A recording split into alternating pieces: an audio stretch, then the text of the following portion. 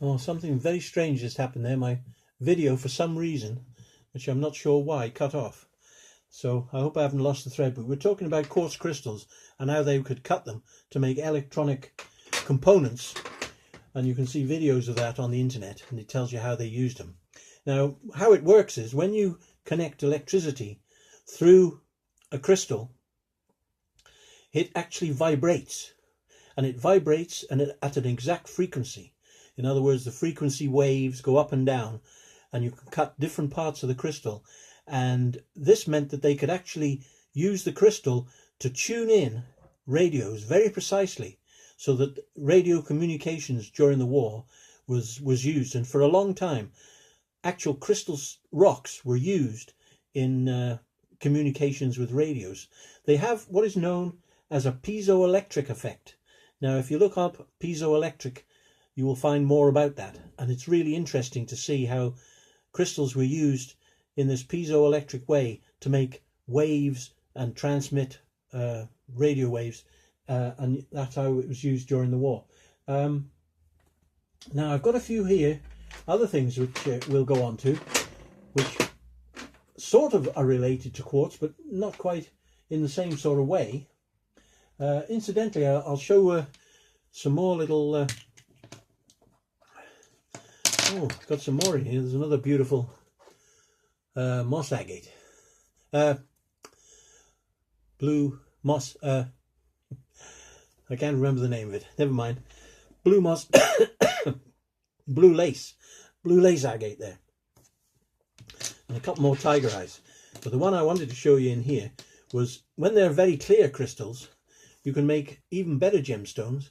And this here is a tiny little gemstone that's been faceted using lapidary, and they can facet these little gemstones which is put in rings and jewelry, and I've got lots of those. So they used amethyst.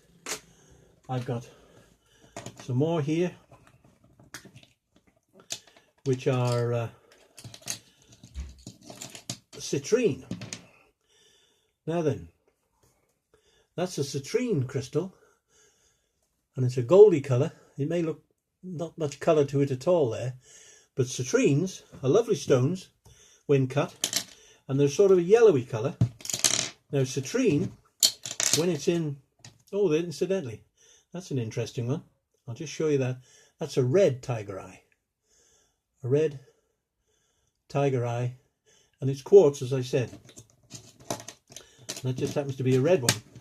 I've probably got a blue one somewhere, but I don't know where I've put it. And here's another one, and these are rose quartz crystals. They look almost clear, but believe me, when you look at them in the right light, and this may not be the right light, but when we look at them in the right light, they're pink. Just like this big lump I've got here.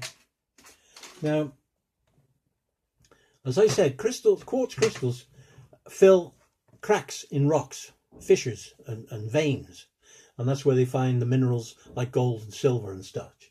But sometimes when you get a rock, it might contain a fossil. Now, we've looked about fossils, and this here is a fossil, and I expect you can recognize it from one of my other videos. This is an ammonite. Now, we've talked a little bit about ammonites, but this ammonite, the reason I wanted to show you is because this one has been cut in half. And the reason I did that was so you could see that. I'll hold the two halves up. Now you can see how beautiful that is. Now in there you can see the white parts of what was an empty shell of a creature that died millions of years ago has been filled up with minerals. And that mineral, or one of the minerals, is quartz. Almost certainly. Quartz has sunk its way and somehow got inside this fossil to turn it into the most beautiful thing you can see. Now the other colour on there is black. The outline of this crystal, of this fossil, is etched out in black. Now that's another mineral, and it's clever how the quartz has filled the cavities, but the outline has been filled in with what's probably magnetite. Now that's interesting. And how did it do it? How did it know? How did it just etch the outline in one mineral and the interior cavities in a totally different mineral? So you could see that beautiful result. Very strange. This is how nature is, very strange. Now, while we're on the subject of gemstones, and I'm getting this a little bit middled up, I'd like to show you this particular lump. Now, this one looks almost black. And this particular crystal is a crystal bed of the crystal we were looking at there, which was citrine. Now, this is almost certainly a natural citrine. It hasn't been heat treated like some I told you. They heat treat them and turn amethyst or burn the amethyst to make citrine.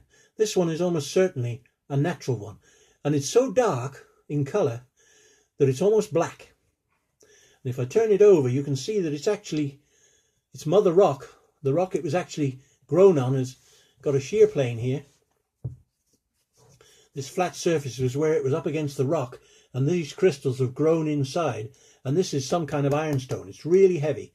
So it's ironstone which turned this into sort of an amethyst, and then by heat and pressure it heated it up and turned it into citrine. And that's a really lovely specimen. Now, on a previous video I was telling you, because I like to mix it up a little bit, I was telling you about a mineral that isn't really associated with quartz, but I'm adding it into this video simply because while I was looking for the bits and pieces to make this video, I came across some. I was telling you about magnetite, and we've just mentioned it being inside that fossil. And that's a good opportunity to show you this little rock. And the reason I'm pulling all bits off it here, or fiddling about with it, is because it's absolutely covered in little bits of rock. Now, the reason I'm taking it off, I told you before that the magnetite, or magnesite, was magnetic, and it would stick to a magnet, or a magnet would stick to it. Now, this one is a rock, and it's only tiny, unfortunately. I could only find a tiny piece, little tiny bit of rock. But if I can get the right light on it, and here I've got a needle. Now, this needle is perfectly ordinary needle. It isn't magnetized or anything like that. But if I touch it against the magnetite, it sticks on the surface. Now, the magnetic field isn't very strong, so it won't hold a great deal of weight, but it's strong enough to hold that needle in place. So that shows that that rock is magnetic. And I've got two bits of it there. And if I show you the other bit quickly, you'll see that it's covered in little bits of magnetite, which is the same stuff, sticking to itself. And if I put those two rocks together, you can see that the little bits of magnetite will stick on that rock one to another. And I told you I'd show you that when I found it, and I have. So there we are. So I think this is a short video, and it went wrong halfway through, which is a bit of a disappointment. But hopefully it's worked good enough. And there may be bits I've missed out. But if I remember something, I'll catch up on another video and I'll mention it to you. But you want to look up, as I say, as always, look up in your own books and wherever you can to find out more about quartz and its qualities and other geological bits and pieces. Well, that's all I've got for you today. So I reckon we'll go on to another mineral in the next of the series.